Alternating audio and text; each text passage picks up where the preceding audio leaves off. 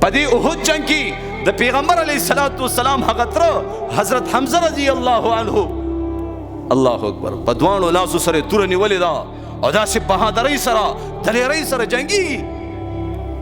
زما محترمو دلته وحشي مسلمان شوی نو د یو غر نه شا طرف ته پټ شو هلته کېناستو ورته پته ولګېده چې دا حمزه رضی الله عنه دومره دلیر دومره بهادر وحمزة اسد الله و اسد رسوله الله رب العزت په وم اسمان باندې لیکلی دی چې دا حمزه د الله او د الله د رسول زمری دی شیر دی شیر.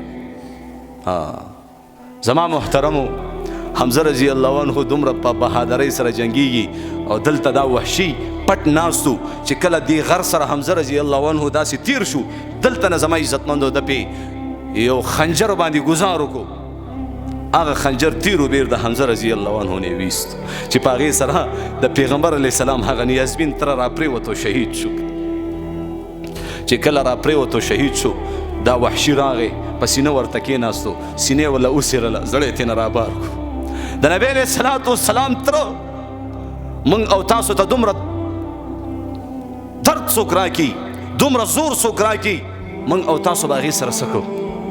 نبی علیہ الصلوۃ والسلام هغه نیازبین تر په سینه باندې وحشي ناست دی او سینې ورله وڅېرله زړی یې ترېنه رابار کو هندل یې په لاس کې ورکړو. دا یوه زنانه وه زما عزتمندو د سردار لور وه او بل طرف ته د سردار ښځه وه د ابو سفیان بیبي وه. خو بعد کې الله دې ټولو ته هدایت وکړو. خو هغه پیغمبر زړه کې همدردي وه زما عزتمندو د هدایت طلب و جذبه وه د هغې دپاره د هدایت دعا یې کوله د بربادۍ نه د هلاکت نه. نبی علیہ الصلوۃ والسلام خبر نه دی علی رضی الله عنه خبر نه دی دلته د نبی علیہ الصلوۃ والسلام د تره حمزه رضی الله عنه سینه سیرلې شوې ده اړه ترېنه رابار شوی دی هنده په لاس کې دی هنده پې چکونه ولګول د ډېرې غوسې د لاسه. او زما عزتمندو بیا هم تا غوسه نه سړېږي لاسونه یې ترېنه کټ کړه خپې ترېنه کټ کړلې زما عزتمندو سترګې ترېنه ویستلې غوږونه یې ترېنه کټ کړه. الله اکبر د خپو دا پنجې ولا د خپو نه جدا کړلې او زما عزتمندو په یو کپړه کې تاو راتاو کو داسې یو غر نه لاندې خطا کړه هغه کپړه هغې کې د پیغمبر علیه الصلاۃ والسلام حمزه رضی الله عنه د بدن اعضاګانې ټوټه ټوټه شوي دي. بهرحال چې کله پیغمبر علیه الصلاۃ والسلام حضرت علی رضی الله عنه ولیږه چې ورشه د حمزه رضی الله عنه لاش وګوره چې چرته دی ری وړه. علی رضی الله عنه چې کله ګرځي ګوري یو ځای کې زما عزتمندو داسې یو غوټه پرته ده او د هغې نه وینه روانه ده.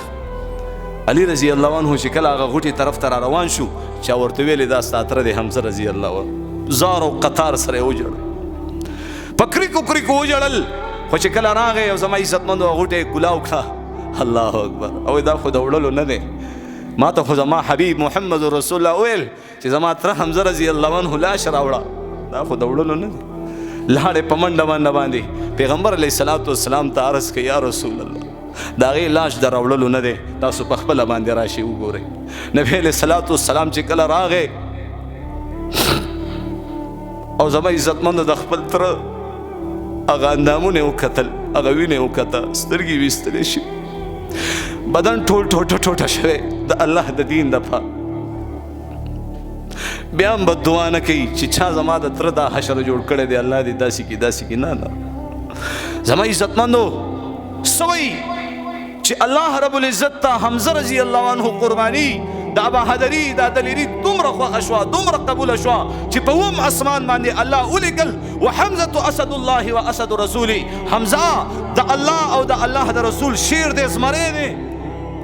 او بیا څه فرمایي چې زما عزتمندو هغه د آدم علیه الصلاۃ والسلام نه ونیسه د هغې دوه بچو یو زوی را ولګېدو بل زوی ورله قتل کو قابیل لا ولګېدو حابیل قتل کو شهید کو.